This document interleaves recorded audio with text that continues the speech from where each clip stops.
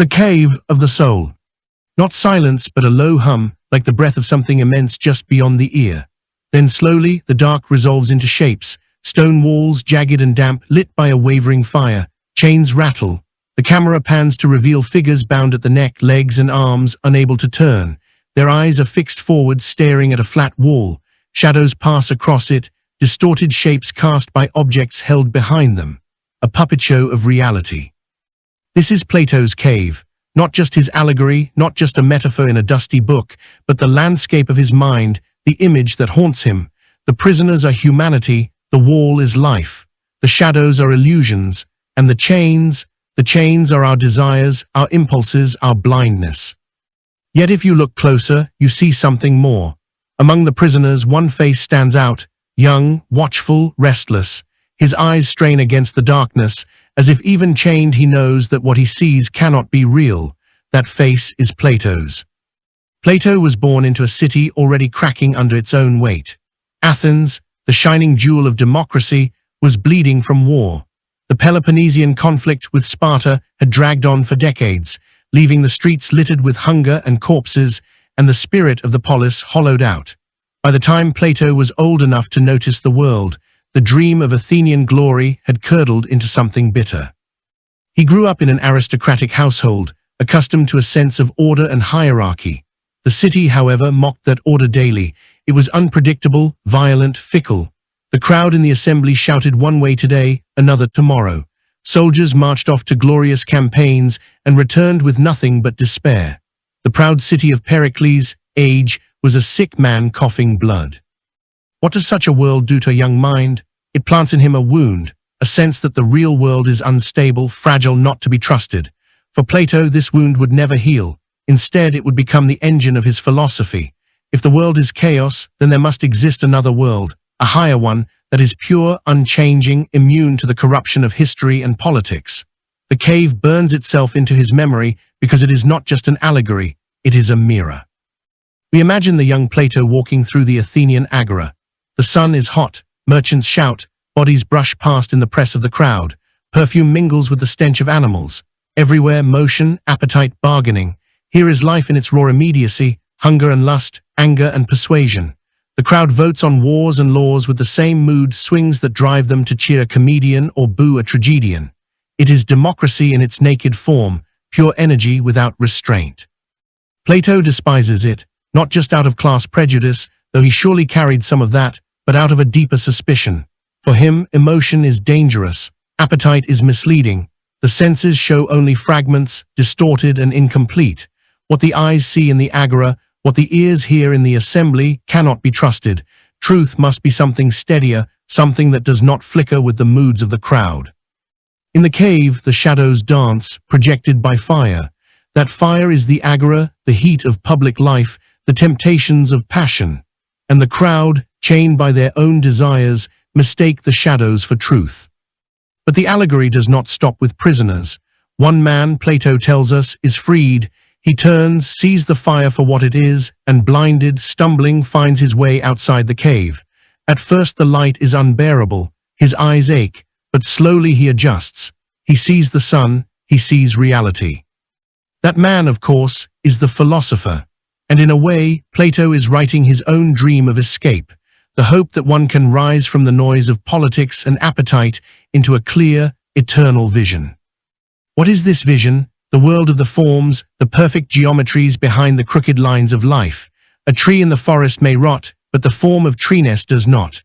A government may collapse, but the form of justice does not. In his most secret chamber of thought, Plato whispers to himself, there must be something perfect beyond this ruin. Otherwise, the world is unbearable. Yet even here, in this first image of his philosophy, the anxiety is already visible. For notice, the freed man who sees the sun cannot stay outside. He must return to the cave. He must go back to the prisoners, try to unchain them, try to tell them what he has seen. And here is the tragedy, because the prisoners will not listen. They will laugh, mock, even kill him. Does this not sound familiar? Socrates, the man Plato admired more than anyone, was killed for trying to free Athens from its illusions. Dragged before the jury, accused of corrupting the youth, he was condemned to drink hemlock while his friends wept. Plato was there. He saw the philosopher silenced by the very people he tried to enlighten. The allegory of the cave is no mere thought experiment. It is grief in disguise. It is Plato reliving Socrates' death in the theater of his own mind. He knows what happens when the philosopher returns to the cave. The prisoners close their eyes tighter, clutch their chains harder, and lash out at the one who tries to free them. Psychologically, the cave is Plato's wound and his defense. It explains why he distrusts emotions, because he saw where they led, a mob condemning the wisest man alive. It explains why he clings to the forms, because only something eternal could soothe the chaos of a collapsing city. It explains why he dreamed of philosopher kings, because only those who had seen the sun could be trusted to lead.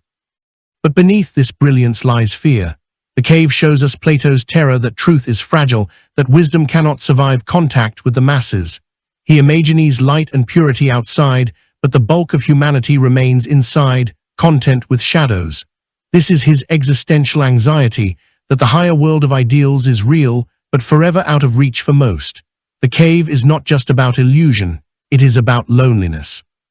Let us imagine one last cinematic scene, a quiet Athenian night. The war has ended, the city is broken. Plato, young but restless, sits alone, a wax tablet before him. The streets outside are quiet, but he remembers the shouting crowds, the spectacle of trials, the agony of Socrates. He scratches words into the wax, not history but myth. The cave, firelight flickering on damp stone, shadows like lies, prisoners like citizens. He pauses, stylus hovering, and for a moment we see his face caught between yearning and despair.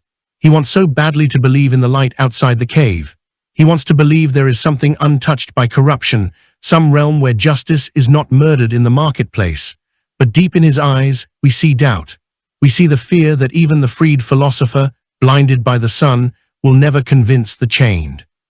This is the beginning of Plato's journey.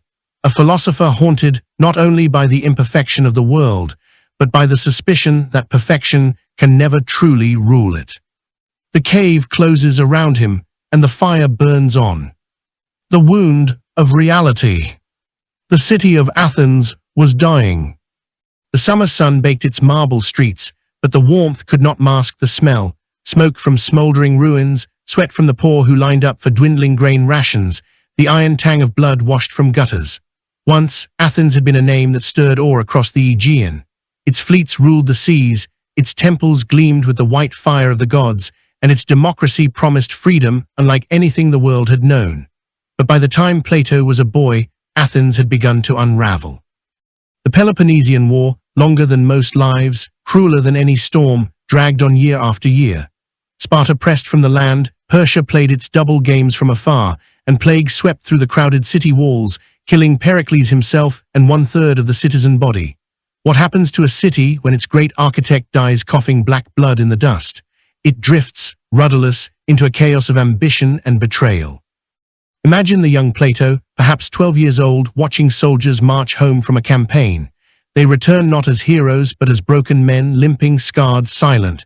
The street crowd does not cheer, it mutters. Old women spit at the ground.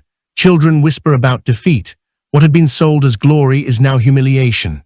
Athens, allies desert, its empire cracks, and its vaunted democracy becomes a carnival of accusations, purges, and fear. Plato's family was aristocratic, tied by blood to figures of political ambition. His uncles, Critias and Charmides, would later become members of the 30 Tyrants, a brutal oligarchy that seized power after Athens' defeat. At dinner tables, the young Plato would have heard their talk about the weakness of democracy, the fickleness of the people, the need for strength and order. Even before his philosophy had form, the seeds were there, a suspicion that the masses cannot be trusted with power. But it was not only his relatives' cynicism that shaped him, it was the streets, the raw wound of Athens itself. The night sky above Athens, torches flare on the Acropolis as soldiers drag a suspected traitor to trial. The crowd gathers, jeering, shouting for blood. Plato, still a teenager, watches from the edge. The man protests innocence, but no one listens. Emotion is a flood sweeping reason away. The verdict is guilty, the sentence is death. The mob disperses, satisfied. Plato turns away, his face pale. He has learned a lesson he will never forget. Democracy, in its rawest form, is a fire that consumes truth. The war carved this lesson deeper with each year. When Athens lost, it lost everything. Its fleet sunk, its empire shattered, its city forced to pull down the long walls that had protected it. Sparta marched in triumphant. The Athenians who had once cheered in the assembly now tasted the dust of defeat. And in the chaos, the 30 tyrants rose to power, led, ironically, by Plato's own relatives. Their rule was not justice but vengeance. They purged the city, executed citizens without trial, confiscated property, and filled the streets with terror. Plato's family was inside this machinery. He could not escape it. His uncle Critias became infamous for cruelty. Plato, caught between loyalty to family and horror at their brutality, felt the fracture of the world cut through his very identity. This was the wound, the realization that neither democracy nor oligarchy could be trusted. Both mob and tyrant were corruptible. Both were ruled by passion, whether the passion of the crowd or the passion of the powerful.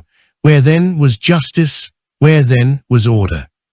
Psychologically, we can imagine the impact. A young mind, gifted with intensity and sensitivity, witnesses the collapse of every system around him. His childhood city is not a source of stability, but of betrayal. His family, instead of embodying honor, participates in bloodshed. His teachers, the politicians, prove themselves hypocrites. The boy learns distrust, not only of government, but of human beings themselves. Here begins Plato's split, the yearning for something unchanging, something pure, something untouched by the dirt of politics and the chaos of passion. The forms are not just intellectual abstractions, they are his escape from trauma, the perfection of a geometric truth, the clarity of a mathematical proof. These are worlds where no betrayal is possible, where no mob can twist justice. A quiet chamber, the war over, the city subdued. Plato, now a young man, sits with scrolls unrolled before him. He traces lines in the wax tablet, circles, triangles, proportions. He breathes slowly, almost desperately, as if the clean certainty of geometry can wash away the blood he has seen. For a moment, it works. The numbers hold. The lines do not waver. The mind can find order where the city cannot. But outside, in the streets, the shouting continues. The execution of Socrates would deepen this wound until it became permanent. For here was the man who seemed to offer hope, who taught not with violence but with questions, who insisted that virtue mattered more than wealth or power. To Plato, Socrates was a father, a guide, a living proof that wisdom could exist in the world. And what did Athens do to him? The same thing the prisoners do in the cave allegory. They killed him for speaking the truth. We must see Plato at that moment not just as a philosopher in training, but as a young man in grief. The city he distrusted has murdered the only man he trusted. The wound of reality is now absolute. No political form is safe. No society can be trusted. Human beings, driven by emotion and appetite, will always corrupt. This explains why later Plato will argue for philosopher kings. It is not arrogance alone. It is trauma transformed into theory. Only those who have seen the higher truth can be trusted to lead, because only they are not chained to the shadows. Plato's early life, then, is not background noise to his philosophy. It is the soil from which it grows. Without war, without defeat, without the terror of tyranny and the betrayal of democracy, there might be no world of forms, no republic, no cave. His philosophy is not an escape from life, but a scar carved by it. The city of Athens, dawn breaking over broken walls. A young Plato walks the ruins, dust on his sandals, silence heavy in the air. He looks not at what is, but at what could be, somewhere, somehow, a city that cannot be corrupted, a justice that cannot be murdered, a truth that cannot be twisted. He cannot find it in the streets around him. So he begins to search elsewhere, in the mind, in the eternal, in the light beyond the cave. This is the wound of reality, the knowledge that the world we inhabit is corruptible, and the desperate hope that beyond it lies something that is not. The philosopher's burden. The stone walls rise grey against the Athenian sky, and the city hums outside like a restless animal. Inside, it is quiet. A cup waits on a low table, filled with a dark liquid, hemlock, bitter and final. Around the bed sit disciples, pale and hollow-eyed, and in the center, calm and composed, is Socrates, the man who taught Athens to think. His friends are desperate, begging him to escape, offering bribes to the guards, pleading for rebellion. But Socrates refuses. To live dishonorably, he says, is worse than to die justly. Plato is not here. He was ill on that day, too shaken or too sick to attend. But absence does not soften the blow. He hears the story from those who were present, how Socrates drank the cup without trembling, how he walked until his legs gave out, how his final words were not a curse but a strange offering. Crito, we owe a cock to Asclepius, pay the debt and do not forget. A sacrifice to the god of healing, offered at the moment of death. To Plato, this was not just the passing of a teacher, it was the murder of wisdom itself. Athens bustling in the daylight, merchants shout, citizens argue, soldiers swagger. In the midst of the crowd, a younger Plato moves like a ghost, the sound drained from the world around him. Every face he sees is a mask of betrayal. These were the men who condemned Socrates, swayed not by truth, but by fear, envy, and rumor. These were the people democracy trusted to judge. Something hardens inside him that day, a conviction that the city, left to itself, will devour its own best sons, that the masses, blinded by appetite and emotion, will never choose truth, and most of all, that the philosopher bears a burden too heavy for ordinary men to understand. Psychologically, Socrates' death was a trauma that Plato carried like an unhealed wound. His mentor had embodied everything Plato longed for: self-mastery, clarity of thought, fearlessness before death. In Socrates, he saw a man who proved that reason could rule the soul, that philosophy could bring order where politics brought chaos. And yet Athens, instead of cherishing him, chose to destroy him. This paradox became Plato's obsession. Why does truth not protect itself? Why does wisdom fail in the face of power? Why do the good suffer while the corrupt thrive? The burden of philosophy, he realized, was not only to seek truth, but to endure the pain of watching it rejected. Plato sits at his writing desk, stylus trembling in his hand. He imagines Socrates' voice, the calm, ironic tone, the endless questions that cut deeper than any blade. He cannot let that voice die, so he begins to write dialogues, resurrecting his teacher on the page. Socrates lives again in ink, questioning, arguing, mocking, persuading. In this way, Plato takes on his burden, to carry Socrates into eternity, to preserve him against the city that silenced him. But notice the psychology here. Plato does not simply preserve Socrates, he transforms him. In Plato's dialogues, Socrates becomes almost superhuman, a flawless champion of reason. The messy, human Socrates of history, the barefoot man who joked in the marketplace, who annoyed people with endless questions, is polished into an icon of rational virtue. This is not just memory, it is myth-making. Plato needs Socrates to be perfect, because the world around him is not. The philosopher's burden, then, is double: to see beyond the illusions of the cave. The philosopher must rise above appetite, emotion, and the distractions of ordinary life. This requires a kind of self-mastery that feels almost unnatural, as if one must shed the human skin to glimpse eternity. To return to the cave and face rejection. To speak truth to those who cannot or will not hear it. To endure mockery, resistance, even death. Plato internalized both. He yearned for the clarity of the forms, but he also bore the bitterness of Socrates' execution. He understood that wisdom was not just fragile, it was dangerous. A dream, Plato stands on a sunlit hill outside the city. Socrates is there, smiling, gesturing with his hands as if mid-argument. But when Plato tries to step closer, the image flickers, turns translucent, and fades into mist. Behind him, the sound of a crowd rises, angry, chaotic, chanting for blood. Plato turns, but the faces blur, shifting into shadows. He wakes in the night, breath sharp, heart pounding. This is not recorded history, but the psychology fits. Socrates became Plato's ghost, his guiding light and his torment. His death turned philosophy into a mission to build a world where such a thing could never happen again. But here lies the irony. In seeking to honor Socrates, Plato also distorts him. Socrates had believed in engaging the city, in questioning anyone, high or low, trusting that reason could pierce through ignorance. Plato, by contrast, came to distrust the very people Socrates questioned. For him, the execution proved that most humans cannot handle truth. Thus, philosophy must withdraw into its own citadel, constructing a perfect realm of forms where justice cannot be killed. The burden of the philosopher is therefore also isolation. To know more is to belong less. To see clearly is to live apart. The cave allegory, retold again and again, is Plato projecting his own fate. The philosopher is always estranged from the city, always misunderstood, always in danger.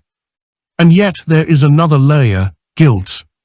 We cannot ignore that Plato, for all his devotion, was absent when Socrates died. Whether truly ill or simply unable to face the moment, he did not stand at the bedside. He did not watch his teacher drink the poison. For a disciple so devoted, this absence must have cut deep. Did he wonder if he had failed Socrates? Did he feel cowardice gnawing at him, even as he transformed grief into philosophy? Psychologically, this guilt may explain his almost obsessive need to turn Socrates into a flawless icon. It was not only reverence, it was atonement.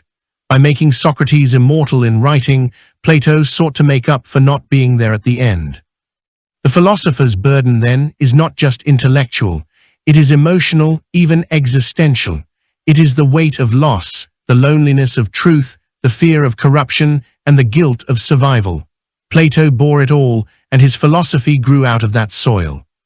Consider this: when he writes in the Republic that philosophers should be kings, he is not merely theorizing politics. He is dreaming of a world where Socrates would have ruled instead of being executed. When he insists that justice is eternal and unchanging, he is writing against the memory of a jury that voted for injustice. When he distrusts emotion, he is remembering the passions of the mob that condemned his teacher. The burden shapes the vision. Philosophy becomes not only love of wisdom, but also a fortress against grief. The night after Socrates' death, Plato sits alone, a small oil lamp flickering on his desk. The streets outside are quiet, the city asleep, but he cannot rest. He sets his stylus to wax and begins to write, not history but dialogue. He hears Socrates' voice again, sharp and playful, alive on the page. The lamp casts long shadows on the wall, but Plato does not notice.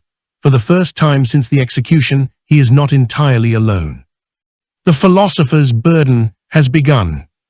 The enemy within, emotion versus reason. Not the noisy agora, not the crowded courtroom, but the quiet interior of a mind. The camera pans across a dim chamber lit by oil lamps. On the wall, a scroll hangs with a single word written in bold letters, soul. Plato believed that the greatest danger to justice was not only in politics, but within the human being himself. The city may fall to corruption, but why? Because the soul is already corrupt. To understand his psychology, we must step into this chamber and see the war that rages inside. The tripartite soul. In the Republic, Plato sketches his most famous map of the self. He divides the soul into three parts. Reason, logos, the charioteer, the gidding intellect, seeking truth and harmony. Spirit, thumos, the fiery heart of courage, anger, ambition. Appetite, epithumia, the many-headed beast of desire, hunger, lust, greed, craving. He likens the soul to a chariot pulled by two horses, one noble, one wild. Reason must guide them both, or else the chariot crashes. It is a beautiful image, but listen closely and you will hear Plato's fear. The horses are strong, unpredictable, dangerous. Reason, delicate as a human hand, must hold them with iron grip. If it falters, the soul is torn apart. This is not abstract theory. This is confession. Plato himself distrusted emotion, not just in the city, but in his own blood. A younger Plato walking through Athens after nightfall. A flute player's melody drifts from a tavern, laughter bursts into the street, the air heavy with wine and desire. He pauses, feels the tug of appetite, the warmth of longing. But then another voice rises inside him, stern, cold, commanding. No. He turns away, retreating into the shadows, head bowed, as if fleeing not the city, but himself. Why this suspicion of emotions? Part of it was cultural. Greek tragedy had already shown how passion leads to ruin. Think of Oedipus blinded by rage, or Agamemnon cut down by pride. But for Plato, the suspicion was sharper, more personal. He had seen emotion destroy Athens. The crowd whipped into frenzy, condemning generals, executing Socrates, swinging between extremes. He had seen ambition twist his own relatives into tyrants. He had seen desire for power eat the city alive.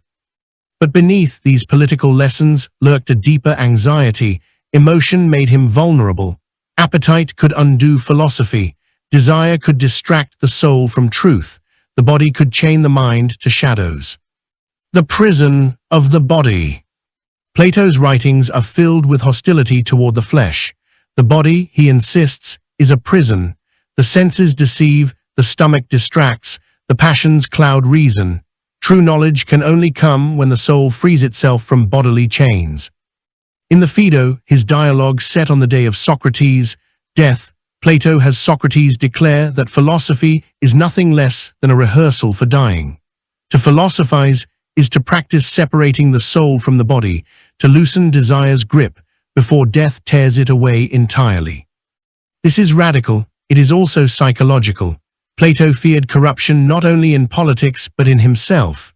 If appetite ruled, if spirit burned unchecked, then reason would be enslaved. His solution was drastic: distrust all desire, suppress all impulse, live as much as possible already half dead to the world. Plato sits cross-legged in a bare room. A bowl of figs sits before him. He takes one, studies it, its sweetness, its scent, its softness. His mouth waters, then he sets it back down, untouched. He whispers to himself, "The body is a liar." He blows out the lamp. Darkness, silence, control. Psychologically, this reveals a perfectionist temperament. Plato could not bear the thought of compromise with human weakness.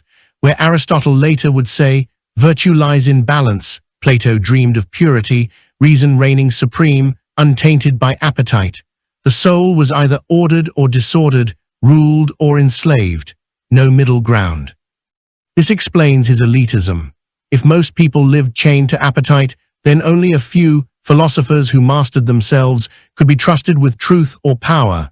This is not just politics, it is projection. Plato distrusted others because he distrusted his own impulses. The enemy was within, and if he could not conquer himself, how could the city ever be saved? The enemy named emotion.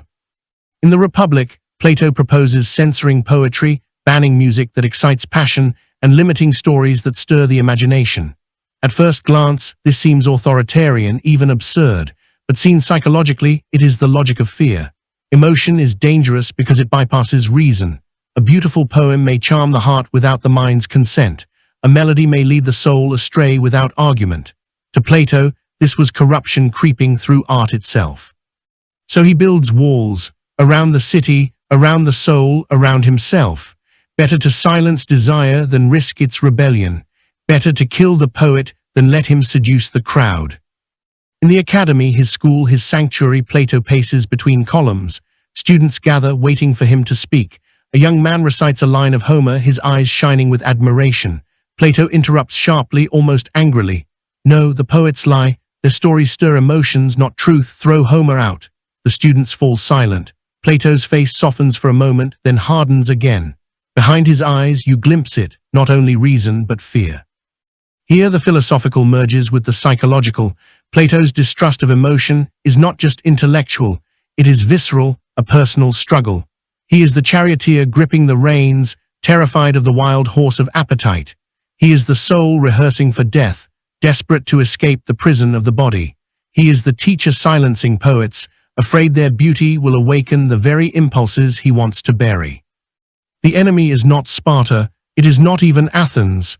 The enemy is the fire in the blood, the hunger in the gut, the ache in the flesh. The enemy is within. The cost of distrust. But here we must pause and ask, what does this do to a man? To live in suspicion of his own desires, to treat the body as an enemy, to silence passion for fear of losing control. Psychologically, it produces tension, a mind at war with itself. Plato sought harmony, but his harmony was built on repression. He dreamed of the soul ruled by reason, but reason ruled like a tyrant, banishing every rival. And repression, as we know, breeds intensity. The more he feared desire, the more powerful desire seemed. The more he distrusted emotion, the more he dreamed of a world without it. This is the perfectionist's burden, to see imperfection everywhere, especially in oneself, and to demand purity that can never exist. Plato's philosophy glows with clarity and order, but beneath it burns anxiety and fear. A vast sky above Athens, stars sharp and cold. Plato walks alone, cloak wrapped tightly around him. The city sleeps, but inside him the horses still pull, the noble and the wild. His hand grips the reins of reason, white-knuckled, determined never to let go. He looks upward to the heavens, to the eternal geometry of the stars. There at least is order. But in his chest the heart beats loud and unruly. The battle is not over. It never will be. The philosopher king's dream. The camera rises above Athens. Dawn light spills over the Acropolis, catching the white marble of the Parthenon, the scars of war still etched in broken walls below. The city stirs, merchants setting up stalls, children darting through alleys, politicians preparing for another day of speeches in the assembly. Plato walks alone. His cloak trails in the dust. He looks at the people arguing, laughing, hustling, deceiving. He sees shadows of the cave. The crowd loves appearances, not truth, appetite, not justice. And in that moment, a vision crystallizes in his mind, sharper than sunlight on stone. If Athens cannot be saved by the people, it must be saved by the few. The birth of the dream. In the Republic, Plato lays out his radical idea. Cities will never know justice until philosophers rule as kings, or kings learn philosophy. Why philosophers? Because only they can escape the cave. Only they can rise beyond opinion to truth, beyond appetite to reason. Only they can see the forms, the eternal patterns of justice, beauty, and goodness. If ordinary men rule, corruption is inevitable. If philosophers rule, perhaps the city can mirror the order of the soul.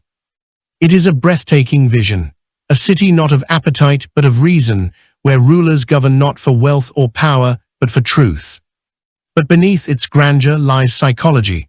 The philosopher king is not just a political theory, it is Plato's dream of control, a dream born of wounds. Athens had murdered Socrates, so Plato dreams of a ruler who protects philosophers. The crowd is fickle and emotional, so Plato dreams of leaders immune to passion. His own impulses feel dangerous, so Plato dreams of a soul, and a city perfectly ruled by reason. The philosopher king is Plato himself, projected outward, the rational charioteer, scaling his inner war into the architecture of a city. A city gleams on a hill, white walls shining, its streets silent with order. Soldiers patrol not for conquest, but to protect justice. Children are raised communally, trained from birth to control desire. Poets are banned, lies erased. At the top, in a hall of pure marble, a philosopher king sits in silence, eyes lifted toward the forms, ruling not from appetite, but from truth. It is both utopia and nightmare, serene but suffocating. The psychology of perfectionism. Philosophers often dream of better worlds, but Plato's vision carries the weight of obsession. His demand is not simply for improvement, it is for purity. No half measures, no compromises. Philosophers must rule, only philosophers. Desire must be restrained completely. Justice must reflect the forms perfectly. Psychologically, this reveals Plato's perfectionist drive. His own soul could not tolerate disorder. Likewise, his city could not tolerate imperfection. The philosopher king is not just an ideal ruler. It is a projection of Plato's need for certainty in a world that betrayed him. This perfectionism is both strength and flaw. It gives us one of the boldest political visions in history, but it also blinds him. He forgets that human beings are not forms, they are flesh and contradiction. The Syracuse experiment. And here is where philosophy meets bitter reality. In the middle of his life, Plato left Athens for Sicily. He hoped to put his theory into practice by advising Dionysius II, the young ruler of Syracuse. Plato believed he could shape him into a philosopher king. Plato arriving in Syracuse. The city rises with wealth and power, golden fields stretching to the sea. The young tyrant greets him, lavish, eager, but restless. Plato looks into his eyes and imagines possibility. Perhaps here, finally, is the ruler who will learn philosophy, who will govern by reason. At first, the dream flickers alive. Dionysius listens, questions, nods, but beneath the surface, old patterns stir, vanity, ambition, fear. The young tyrant chafes under Plato's lessons. Court rivals whisper against the philosopher. The glittering palace becomes a trap.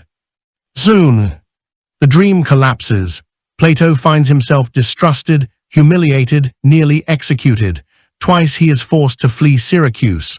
The philosopher king, instead of being born, dissolves into dust. Plato packing in a palace corridor, torchlight flickering on his face. Behind a door, Dionysius laughs with courtiers, drunk on flattery and power. Plato listens, shoulders heavy, eyes dark. The dream is dead. The philosopher king is a fantasy. Human rulers, chained to appetite and pride, cannot be remade. The fear of corruption.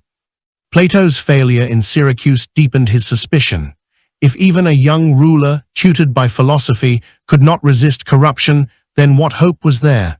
Again, the theme returns. Everything pure is fragile, everything just is doomed to be twisted. The philosopher king remains an ideal, but perhaps only an unreachable one. Plato begins to realize the forms may be perfect, but the world of men is not. And yet he refuses to surrender the dream. To abandon it would be to accept chaos, to accept that Socrates died for nothing. So he keeps building the Republic in his mind, even as his experience tells him it cannot be built in stone. This is Plato's tragic duality, a visionary of purity trapped in a corrupt world. Plato on a ship, leaving Sicily behind. The sea stretches wide and dark, waves breaking against the hull. He stands at the stern, cloak whipping in the wind, eyes fixed not on the palace he has left, but on the horizon. In his mind, the philosopher king still sits on the marble throne of his imagined city. The dream is not dead, but it is exiled to the realm of forms, eternal, untouchable, unreal. The shadow of corruption. The stage is dark. A torch burns, then gutters. A marble statue stands, perfect, balanced, serene, and then a crack runs through it, spidering across its face until the nose chips away. The camera pulls back to reveal a hall of broken statues, each once flawless, each now ruined. This is the vision that haunted Plato, corruption as destiny. The decline of the city. In the Republic, Plato lays out not only his dream of the perfect city, but also its inevitable decay. He sketches a cycle of regimes, each sliding into the next like a slow-motion collapse. Aristocracy, rule by the wise, the city of reason and order. Democracy, rule by honor and ambition, where soldiers dominate. Oligarchy, rule by wealth, where the rich exploit the poor. Democracy, rule by the masses, where freedom dissolves into chaos. Tyranny, rule by one, where appetite devours everything. It is a chilling progression. Perfection cannot last. The city will always rot, step by step, until the tyrant rises from the ashes. Why? Because the city mirrors the soul, and the soul too decays. The corruption of the soul. Plato's psychology matches his politics. Just as regimes decline, so do human beings. A youth trained in philosophy may begin with reason in control, but over time ambition tugs, desire tempts, habits harden. Slowly, reason loses its grip, and the soul slides into disorder. A young student at the academy, eyes bright, debating Plato with passion. Years later, the same man sits in a marketplace stall, counting coins, face dull with greed. Plato watches from a distance, disappointment in his gaze. Another soul lost to corruption. The fear made flesh. Why was Plato so obsessed with corruption? Because he had seen it, lived it, again and again. He saw his uncle Critias, once a promising poet and intellectual, become one of the 30 tyrants, dripping blood in the streets of Athens. He saw democracy, which had prided itself on freedom, descend into mob violence and execute Socrates. He saw Dionysius of Syracuse, a young ruler full of potential, collapse into vanity and tyranny. Again and again, what seemed noble turned rotten. Psychologically, this planted deep insecurity in Plato. Nothing lasts. No man, no city, no system is safe. Goodness is fragile, truth is vulnerable, justice is always one step away from betrayal. The myth of corruption. Plato dramatizes this fear in myths scattered through his dialogues. Consider the ring of Gyges in the Republic. A man finds a ring that makes him invisible. What does he do? He cheats, steals, kills, seduces. The point is stark. Give men freedom from consequence, and they will corrupt themselves. Or the myth of Atlantis in Timaeus and Critias. A great, virtuous civilization blessed by the gods grows arrogant, greedy, and falls into ruin. Even an ideal society cannot resist the creeping shadow. These stories are not merely thought experiments. They are confessions, allegories of Plato's fear. To him, corruption is not the exception, it is the rule. The shadow over the academy. Late afternoon, the olive trees around the academy whisper in the breeze. Students debate, their voices rising with youthful enthusiasm. Plato, now older, listens, his face unreadable. For a moment he almost smiles at their energy. Then his eyes darken. He imagines them years later scattered, one seduced by politics, another swallowed by wealth, another distracted by family and appetite. He sees their bright promise decaying into mediocrity. His hand trembles on his staff. He looks at the sun setting over Athens, and the thought rises unbidden. All things pass into shadow. Insecurity and control. Here psychology sharpens. Plato's perfectionism, the dream of the philosopher king, the demand that reason rule the soul, was driven by insecurity. He feared not only the city's corruption, but his own. If even the best systems collapse, then the only safety lies in building walls higher, rules stricter, order tighter. This is why he censored poets, distrusted democracy, banned indulgence. Every impulse was a crack in the marble, every passion a shadow waiting to devour the light. The harder he tried to impose control, the more it revealed his anxiety. The existential pessimism. Beneath all this, a darker question gnawed at him. If corruption is inevitable, is philosophy futile? If every city decays, if every soul slips, then what hope is there for justice? His answer was both consolation and despair. The forms, only in the eternal realm of ideas is justice safe. Only there is truth untouchable. The world of men will always corrupt, but the world of forms cannot. Plato stands at the edge of a cliff by the sea, cloak whipping in the wind. Below, waves crash against rock, eroding it grain by grain. He watches, silent. The world of time devours everything. Yet above him in the night sky, the stars burn clear and eternal. He raises his eyes, and for a moment he breathes easier. Justice may fall on earth, but in the heavens of the forms it survives. The shadow that never left. Plato's dialogues end not in triumph, but in tension. He built visions of perfect order, but he knew they could not stand forever. He spoke of eternal truth, but he lived in a city that murdered it. He dreamed of philosopher kings, but found only tyrants. The shadow of corruption was his constant companion, the fear that every good thing, once born into the world, is already dying. And so, his philosophy is not only a search for truth, it is an act of mourning. The echo of the cave. The cave is dark. Torches flicker against the walls. Prisoners sit chained, staring at shadows. They believe the shadows are real because they know nothing else. One man rises. He breaks his chains, stumbles into the blinding light, and sees the truth. He returns, desperate to tell the others, but they laugh, mock, and kill him.